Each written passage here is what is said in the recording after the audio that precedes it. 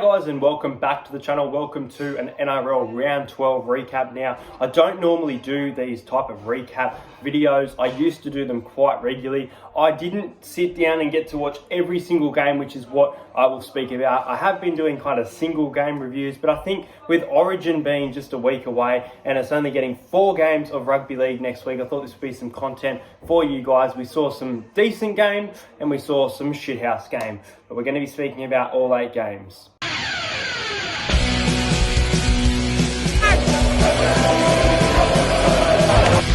Cheers, bro. I wasn't overstuck. Subscribe to Entertainer. Who's going to win the All-Stars tonight? Yeah, I like to entertain now.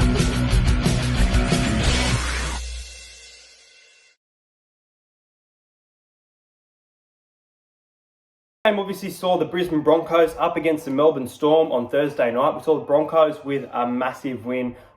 We thought it would be a confidence builder for them last week, but they are just so inconsistent week in, week out. Thought Brandon Smith, who I said who would be outstanding, was fantastic. He had a huge game in this one. Nicho Hynes is just making his value right week in, week out. I believe the Broncos have offered him a deal now, and you can't have him at the Melbourne Storm and be playing this good and not getting game time next year. Maybe he slots into jersey 14, but for me, Harry Grant's got that spot at the moment with Brandon Smith in the 9, but it will all change for the Melbourne Storm. The Melbourne Storm have scored 40 points once again.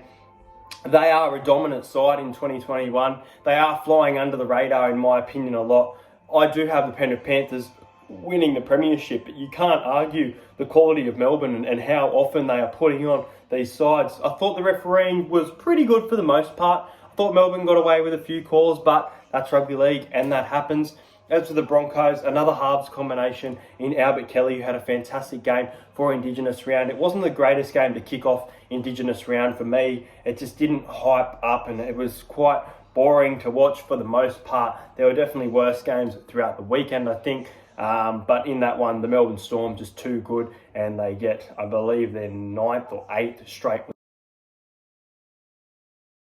Game saw the North Queensland Cowboys at home, who are currently in the top 8 up against the New Zealand Warriors. Now, I argue that the Warriors are a top 8 side in my opinion. Now, I am a little bit annoyed because the Warriors next week don't play.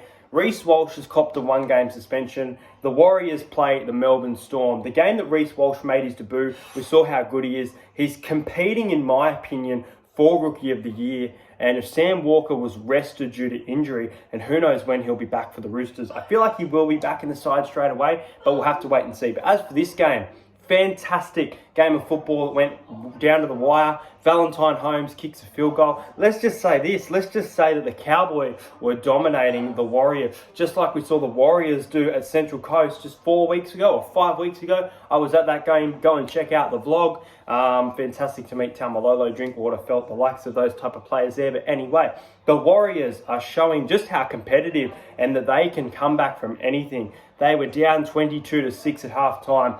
They led the game 28-22. It was a certainty when Hammer, Hamiso, Tibuao-Fido, back in the NRL, scores a fantastic try and then does a little Indigenous dance dab. It was just awesome game. And then Valentine Holmes seals the deal for the North Queensland Cowboys with a field goal, 29-28. And not just any field goal, almost, or if 40, I was a little bit confused. It looked like it was 40 metres out, which should have been a 2-point field goal. It was a 1-point though, and it just went straight into the crowd. North Queensland fans, you're in the A.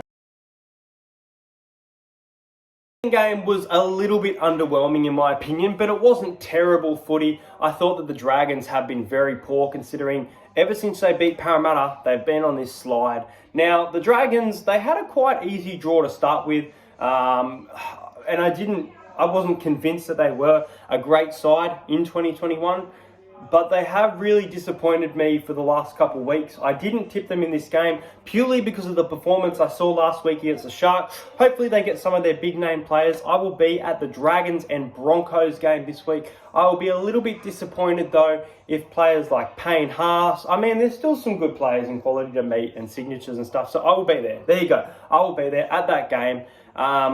The Dragons have been really, really disappointing, and they were getting flogged by the West Tigers.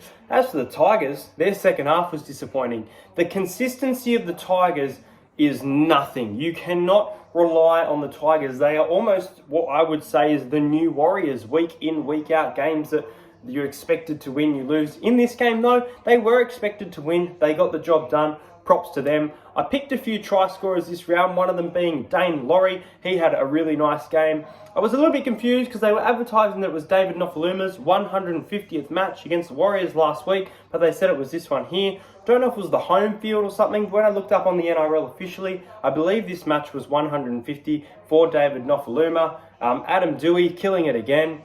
The Dragons' forwards were terrible. Now, Tarek Sims had a charge down, which was cool. Good to see that moment. Dragons' attack looks terrible.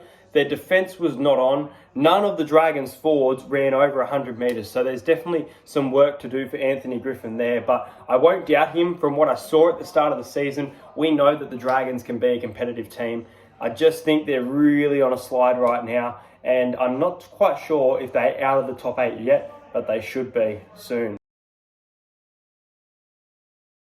First game of Super Saturday saw the Penrith Panthers at home up against the Canterbury Bulldogs. Now, with 20 minutes to go, Penrith were winning this game, but they were not convincing. Nathan Cleary had a really off game, in my opinion. A few of the magic players, if you want to call it that, had a little bit of an off game. A few of them on the sidelines as well. But in this game, Panthers too good. 30 points to 4. My best bet of the week got up, guys. It was the Bulldogs at the line. That line of 35.5 was way too big. Penrith with a 26-point victory in that one. As for the Bulldogs, I want to speak about Jack Hetherington. I'll roll this clip now. But there's not too much to say about this. The Bulldogs, they're just struggling. They had so many opportunities. Penrith too good. Penrith 12 straight wins. Now, this is what I said about Jack Hetherington. Chris Smith also out. Jack Hetherington returns from suspension. I don't know if that's a big in. He gives away a lot of penalties. And in this new changing game, I just don't know if it's the right move for him to be named in the side, in my opinion. And this is what happened.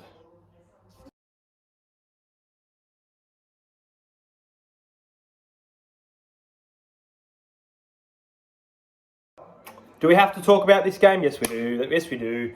Okay, let's address this game. Jacob Arthur, fantastic. Good performance. But I still think there's inexperience there. Really good young player. I like what I'm seeing. I haven't seen X Factor from Dylan Brown all year. I really want to see it next week against the Newcastle Knights. Jacob Arthur, for mine, is probably still another year away from being a first grader. He's definitely slotting well. He's had some good games. Still work to do in defence, and that will improve in New South Wales Cup. He is a good player. Keep your eye on him. But Jacob Arthur's little stint is now over. Wanga Blake. Where do I begin? Brad Arthur doesn't drop Wanga Blake like we all thought was going to happen. Murata Niokore in the side, but via the bench. Instead, they moved Wanga Blake to a different side of the field. Now, he did better, but still there's errors. Or not errors from him, but there's errors in defence. He had a solid game. If you go and look at his stats, I don't know if he will be in the side next week. I will be very surprised if he is. But Blake Ferguson had a way worse game. His defensive reads have been terrible this season. Not just this season, last season. I feel like personally Blake Ferguson should spend a week in New South Wales Cup, see how he goes. If he had an awesome game, cool. Bring him back to the side, Brad. There's so much young talent waiting to be there. Defensive players that aren't getting those credit, aren't getting that game time for the Eels. So I'm going to say, I'm not the coach. Props to the South Sydney Rabbitohs. Another Indigenous, very comprehensive victory. Dane Gagai and Alex Johnston, both with hat-tricks. It was a good performance from the Rabbitohs. Latrell came around. I wasn't there, but I saw him come around after the match, take players, sign stuff. Really nice, respectful player in Latrell Mitchell there. But yeah, the loss obviously did hurt. I was expecting a closer game. And this is the third consecutive game the Rabbitohs have put 38 points on us. To add to that, what about Isaiah Papali'i? He should be the winger next week. What a try. The final game, which I attended on Super Saturday, saw the Roosters and the Raiders. I was looking forward to this game. I thought it'd be close. I took the Roosters by 10. The Canberra Raiders, I haven't called them this for a while, but they are the Canberra Faders. It's been a while since we saw them. They are officially back. The Raiders led this game 10-0. They had a fantastic start. It took a while for either team to get on the scoreboard. Josh Hodgson's try was good, but quite soft in my opinion.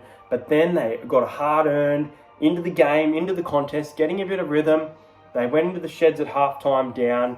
Was it 16-10 or 20-10? I think it was 16-10. I could be wrong, though, in that one.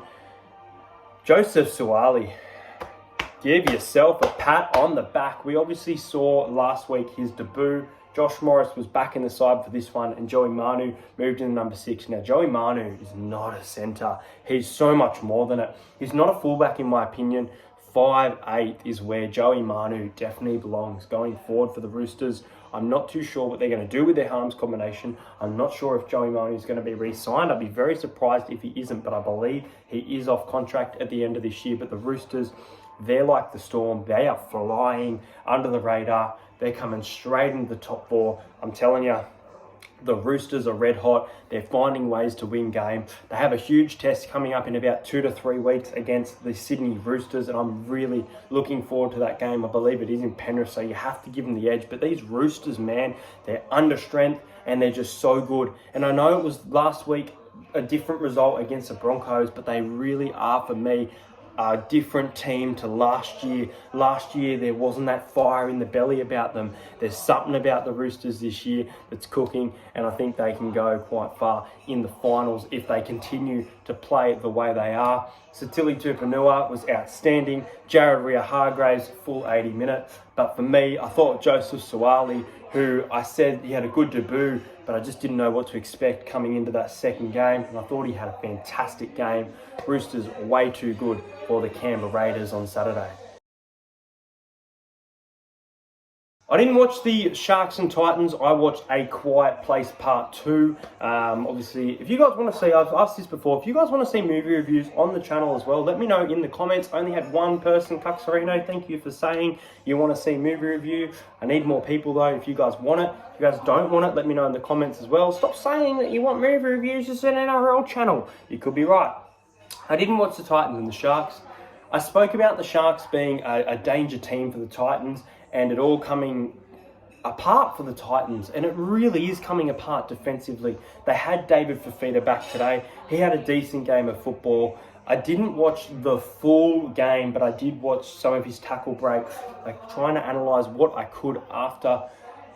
But the Sharks were too good, and Ronaldo Mulitalo, as soon as he scored his first try in over 3 months, the passion, grabbing his jersey and screaming, it was fantastic to watch. There were just so many good moments about this round. If you didn't see the vlog last night, there was a kid who cried meeting Hudson Young. He was wiping his eye, looking up at his hero, and that's what I love about rugby league. There's so much to love about rugby league, and there's almost so much to hate too.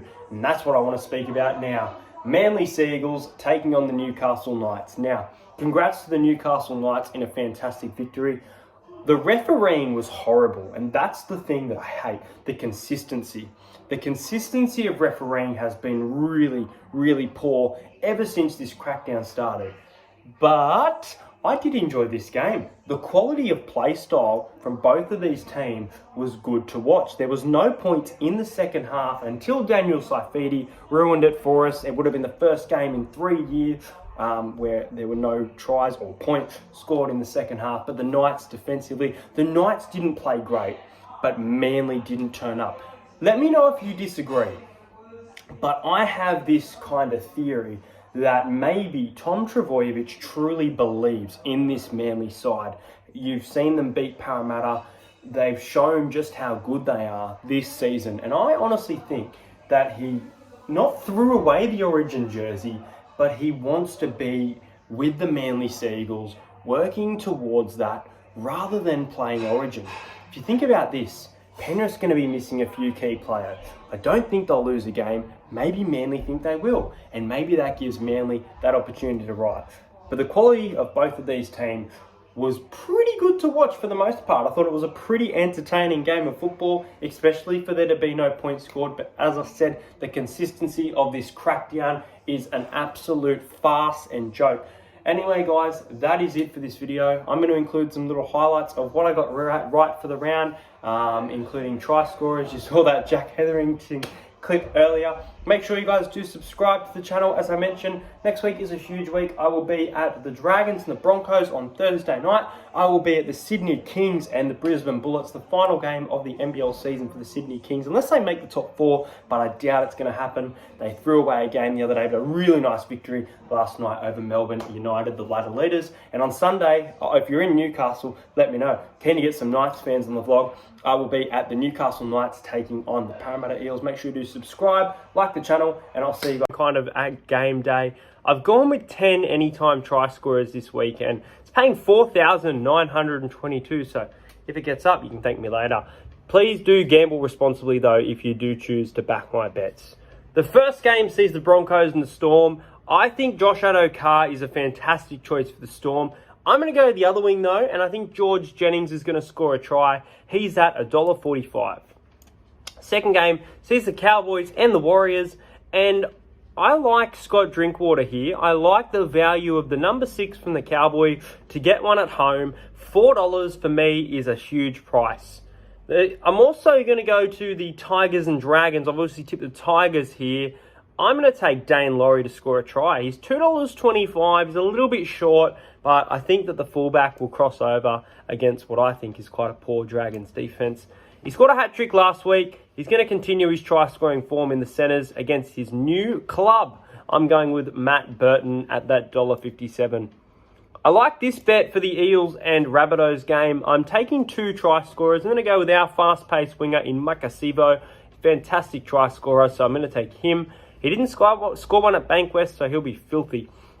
I'm going to go the Rabbitohs here and go Kean Kolamatangi. That's paying $7 just combined, and I think that's a great bet for that one.